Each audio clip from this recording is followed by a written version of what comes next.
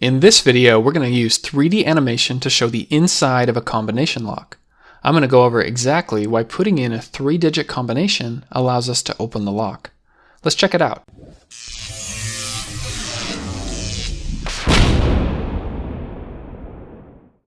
This video is sponsored by CG Boost.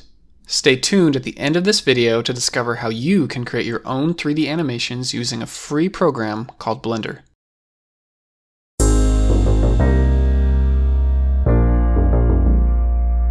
During most of my teen years, I used a combination lock at school to open up my locker.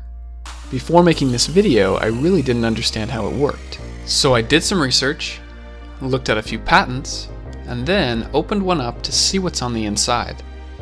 Let me show you what I learned.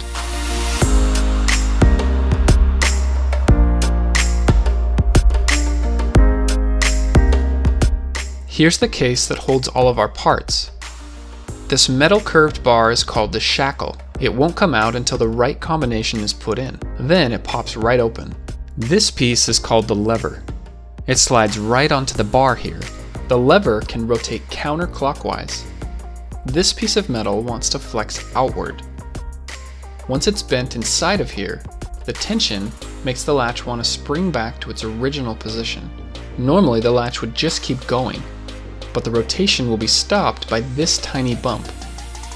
The lever also has a tiny latch here that is spring-loaded from the inside. The shackle comes down, pushes the latch in, and then the latch fits right into the groove, and we are locked. When the shackle is pulled out, the latch is forced to rotate to allow the shackle to come all the way out. Then the lever springs back into place. Let's watch that again. The shackle can't come all the way out because of the shackle collar. It guides the shackle as it slides along here, but it stops us once we hit the very top. Okay, the reason that the locking mechanism works is that if the latch can't rotate, then the shackle won't come out. This is where the 3 cams come into play. Let me show you. The back plate has a bar sticking out. It holds the 3 cams, washers in between, and a spring at the end. The spring ensures that the 3 cams and the washers are all pressed together. Cam 2 and 3 can spin freely, but cam number 1 is actually attached to the dial. So when the dial spins, this cam spins too. This is what it looks like all put together. Each cam has an indentation in them. The lock will open when all 3 of them are lined up. You can see how the lever can now rotate, which allows the shackle to open.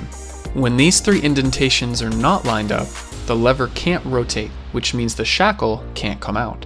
So how do we line up the cams by only turning this dial? Let's look a little closer. Each cam has at least one of these teeth sticking off of it. You can see them better from this point of view. If we turn cam 1 far enough, the tooth on cam 1 will contact the tooth on cam 2.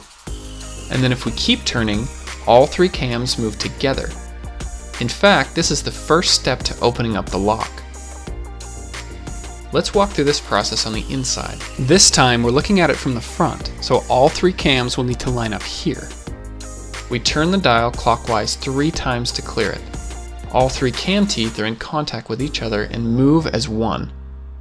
Now let's keep turning the dial until we hit the first number in the combination, which in this case is 21. Notice how cam 3 is now lined up right where it should be. Now let's work on the second number in the combination. This time we turn counterclockwise 1 full rotation. Watch as the teeth from cam 1 come in contact with cam 2 on the other side. Notice how this doesn't touch cam 3, which is still right where it should be. Now we keep spinning the dial until we hit the second number, which is 34. Now cam 2 and cam 3 are lined up. For the last number in the combination, just rotate the dial clockwise until it lines up with the 3rd number. And there we go. All 3 cams are lined up, the lever rotates, allowing the shackle to come out. As the shackle is pushed back in, it comes down with a bit of a jolt, which is usually enough to nudge the cams out of alignment. This means the lock won't open a second time for free. You'll need to use the correct combination once again. The animation that you've just seen is created with a program called Blender. I use Blender to create all of the animations on my YouTube channel.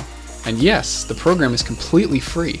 You can even download it right now if you want to. However, it takes some dedication to learn, and you'll need a good teacher. Let me introduce you to my friend Zach from CG Boost. I've been following his channel for years now because he does amazing work, and I've learned a lot from him. Recently, he's released a new course called Blender 2.8 Launchpad. Check it out at cgboost.com/JaredOwen. The course takes you from the very beginning. You don't need any prior knowledge. You'll learn the fundamentals of Blender's tools and interface, which you'll then use to create this car animation. After completing the course, you'll be able to create almost anything you can imagine in Blender. I have personally watched the entire course, and I can highly recommend it to anyone wanting to learn 3D animation. Remember that Blender is free, and this course by CG Boost is only $59. Plus, the first 100 people to use my link will get 20% off. Just go to cgboost.com/JaredOwen.